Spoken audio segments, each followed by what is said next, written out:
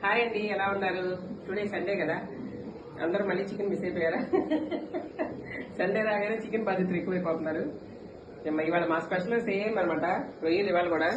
కాకపోతే మొన్న కొంచెం చిన్న రొయ్యలు, ఇవాళ కొంచెం పెద్ద రొయ్యలు తెప్పించారు. అక్కడ చూడడానికి కూడా ఏమీ లేవు. చేపలు, రొయ్యలు, మటన్, ఫిష్ కూడా తెరపతి కాలేదు ఇంకొక భయం వేసి, అందుకని భయంతో చక్కగా ఇవాళ పెద్ద రొయ్యలు తెచ్చాము. ఎంత పని కేజీ? కేజీ 300 అండి. చూడండి, 4 పప్పులు వచ్చినాయి. 300 పెట్టే.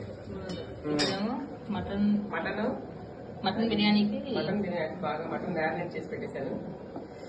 మనకి స్పెషల్ మటన్ బిర్యానీ చేస్తాం అనమాట. మీరేం స్పెషల్ చేస్తున్నారు అండి? దీంట్లో మనకి ఇష్టమైన ఫ్రెష్ కొత్తిమీర అనమాట, కొత్తిమీర వేసేస్తున్నాను. అయిపోయింది, రొయ్యల కూర రెడీ అయిపోయింది.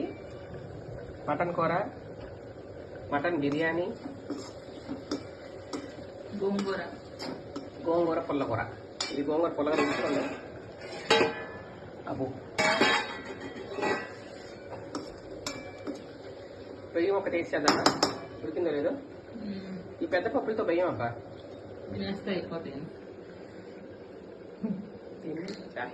నువ్వు పోస్తే కింద పడిద్ది. పడదు.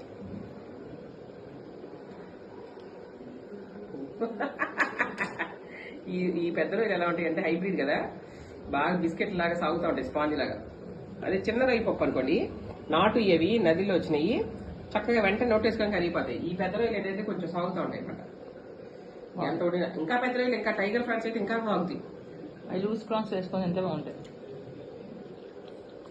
సూపర్. ఉప్పు కూడా సరిపోయింది.